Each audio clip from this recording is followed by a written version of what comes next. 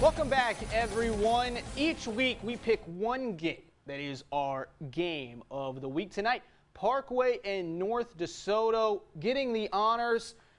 Parkway looking to go 2-0 on the young season, and they get off to a good start. Jalen White somehow stays up here. Great presence of mind to not just stop Wesley. He just keeps running. We've got a touchdown. 7-0 Panthers. You didn't hear the whistle. 14-0. No whistle. I didn't hear no bell.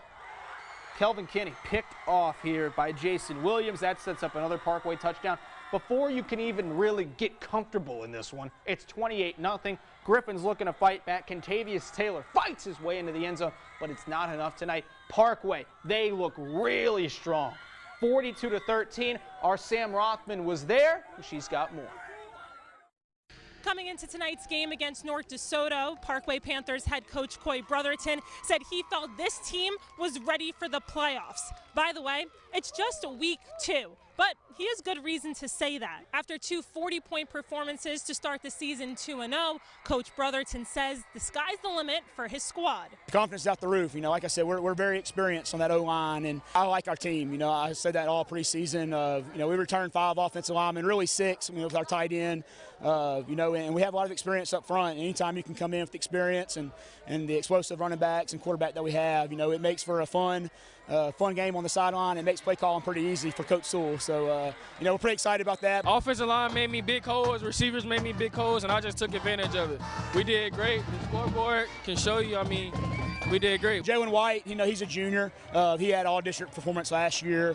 One of the fourth fastest kid in the state, in the state track meet last year. So we know he can run. The energy and the atmosphere is so much different than it was last year. And, we're excited to see where this is going to lead. We're going to enjoy this one tonight, and we're going to try to work hard this week and try to get 3-0. While Parkway's known for its explosive offense, the Panthers' defense pretty good tonight, too, forcing multiple turnovers and interceptions.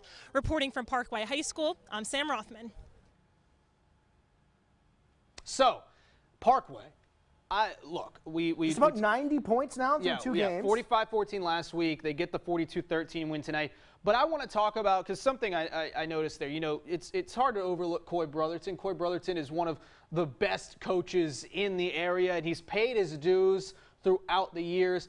It's good to see him having some success, especially with the first year that he had last year. Got the team going in the second half, and that success has just continued into year 2. Well, we talked about that this week. I stopped by practice. Just, what did you guys feel like, at this point in the season, as opposed to where you were last year? How do you feel about your team? And he's like, we're miles from where we were at this point. They felt like they carried some momentum into the offseason with that 3-game win streak, and then like we've seen, the offense on fire. But that defense, too, back-to-back weeks now allowing less than 20 points. On the other side of that, North DeSoto, after a strong first half against Captain Shreve, sort of reeling now through 2 games. Right, and Kelvin Kinney is one of the most dynamic playmakers in the area. You also got to remember 4A, playing up to 5A. This is just to prepare them for district play. So, a district in which they won last year. Right, and so a strong team, you almost have to take it with a grain of salt. How well are the Griffins performing? We saw them play a really good half of football against Captain Shreve.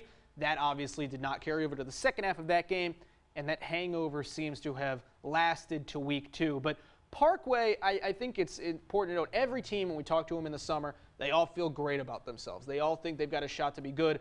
Parkway has backed it up, I think, more than any other team that we've seen so far. And I'm excited to see how they build on this, because they've gone from being one of the teams that maybe is in the middle of the pack of District 1-5A to now being a team that is a bona fide contender in that district once we get to League. Every single year, I feel like it's different teams sort of trading, fighting to get to the top of that district. But like you said, going to be a very fun district to watch. 2 teams at the bottom could be at the top. We saw Parkway and Benton struggle last year. I think they're the 2 most impressive teams we've seen so far in that district. I agree with you, my friend. Let's head to some more scores now. Lincoln Prep 46-0 over Lincoln Prep, you got to give them a shout out. They've looked really good through 2 weeks. So really, really good performance from the Panthers tonight. They have, and like we've been talking about all night, Benton 49-40 over Barb, a statement win in 5A for the Tigers. Let's get to some more highlights now. Woodlawn and Southwood. We have a final from this one. We do. Did it end before midnight? The nightcap for the battle on the border. Stachirius Davenport. I was a fullback. I hate to see fullbacks fumble. Woodlawn They recover. Ivan Chapinow for the Cowboys. Nice tackle at the line of scrimmage. Woodlawn can't get anything going on offense. Cowboys. It's Davenport. Huge run there for the big man. Nice 15-yard gain. Then very next play, keep feeding him. Why Look not? at him go. Nice stiff arm. Nice stiff arm there.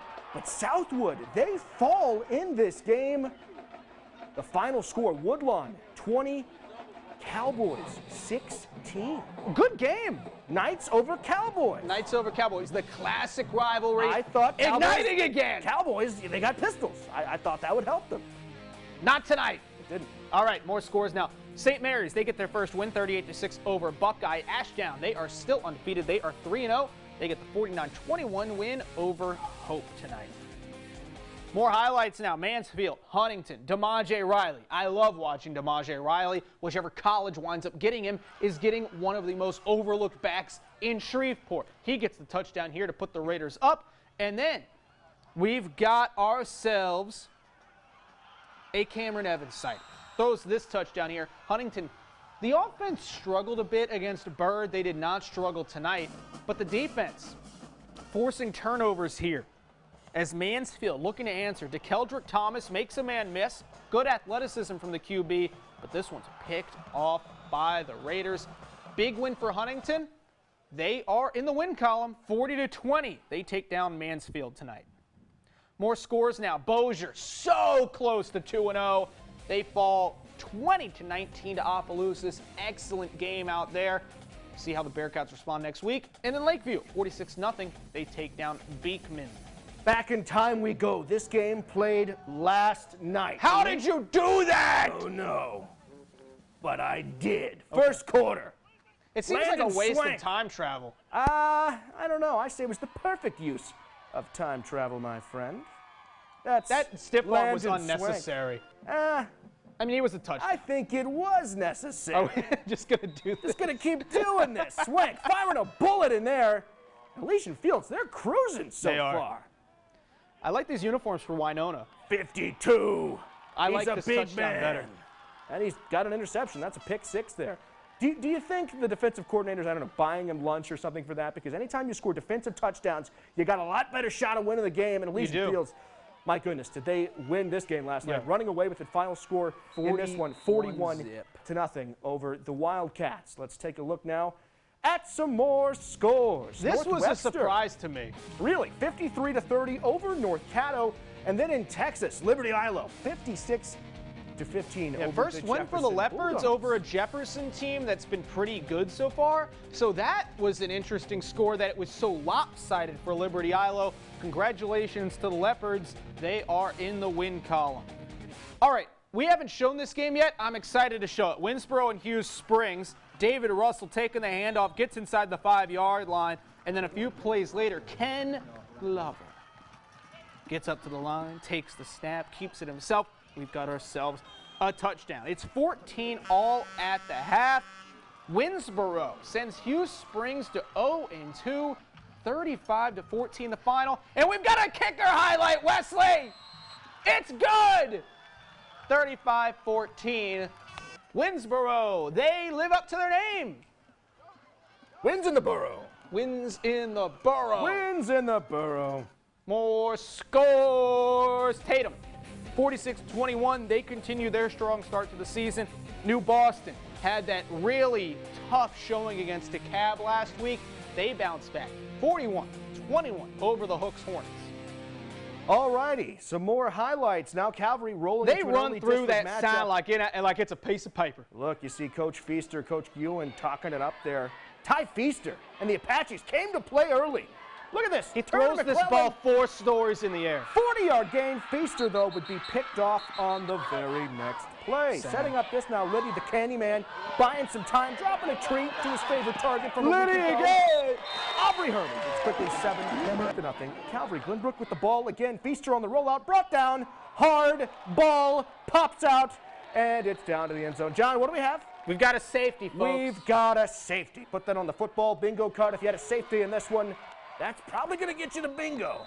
I mean, John, did you have a safety in this one? I did. It got me to bingo. What did you win? I won. I Ooh, put you on the spot. I don't know what I won. I haven't checked yet. I haven't checked. All right, Calvary, well, though, keep they me get the posted. big win in this one, 58-14 over Glenbrook. All right, let's keep it moving. The Brahmas of Paul Pewitt, they fall tonight to Mount Vernon. And this was going to be a great game on paper. Linden, Kildare, and DeKalb.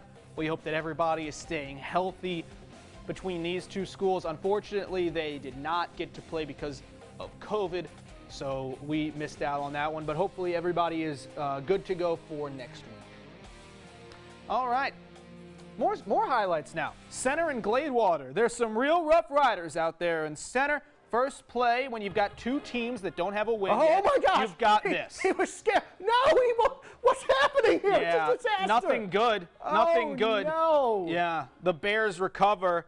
Crowd going crazy in this Yeah, one. they look really They look really enthusiastic. into it, and I What see is why. happening here? I see why they're really into John, it. We've got did another you put fumble. did you put some I can't believe it's not butter on that football? What did I tell you about doing? It's for the preservatives. John, I can't believe you did that. That's what I can't believe. That is a quarterback sneak for a touchdown. No one really looks like Super enthused? super enthused in this one, but this finally, there we go, some enthusiasm running into the end zone, and Gladewater, 15-14. They take down Center tonight. All right. So, with that, we've got our flags being run across the field. Have you ever carried? I imagine they're heavy. They are heavy. They're not light. I mean, Yeah. that's especially if you get like a good quality flag. Right. And That then takes some wind practice. into the it. wind factor? Yeah. I mean, that's a big deal. I think we need, before the season ends, we need to talk to one of those flag people. Let's do it. Just to figure it out, because I have respect for them. If any of you are watching, I respect what you are doing.